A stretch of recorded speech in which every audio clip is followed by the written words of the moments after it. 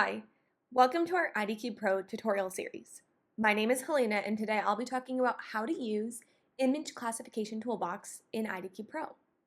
This toolbox performs classification using several algorithms based on a selected seed area, or areas. It quantifies the areas and other parameters. To start, you'll want to open an image on the main interface and navigate to Toolboxes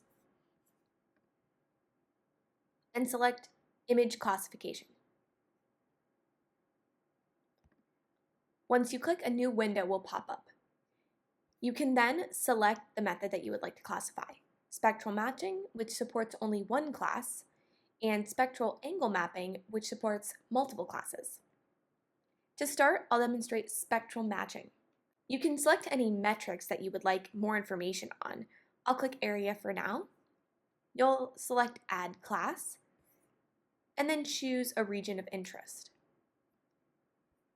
You will then click Classify. A new pop-up window along with the dialog box will appear. The left image will show a new map where each pixel is measured against the average spectrum from the selected region of interest. The lower score corresponds to the higher similarity.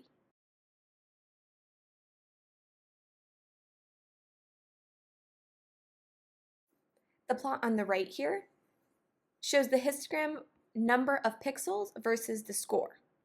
You can adjust the threshold here. So you might want to choose something around here, which is 0.18, and if you apply, you'll be able to see that the tube is classified versus the background area. To copy results to Excel, you can go here and click Export Data to Excel. Alternatively, you can select the results using Control-A and Control-C, and then paste the results in Excel. You'll see here that there are alpha and beta parameters. These parameters act as threshold values that binarize the output image based on the selected classification algorithm. So now we'll look at spectral angle mapping, the second option here. We can click Reset. It is now on spectral angle mapping, and then I can choose parameter, orientation, and those metrics will then be generated here in the table. So I'll click Add Class. And because this supports multiple classes, I'll go ahead and add one here at the bottom because there's some sort of liquid inside. And then I will add one for the background. Now I can click Classify. As you can see,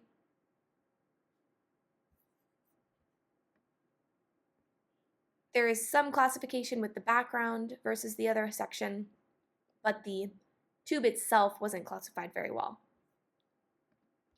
You can choose to adjust these alpha and beta values. I would start by adjusting the beta value 0.5 units up or down. So we can try 5.5. As you can see, it's even less classified. So we can try 4.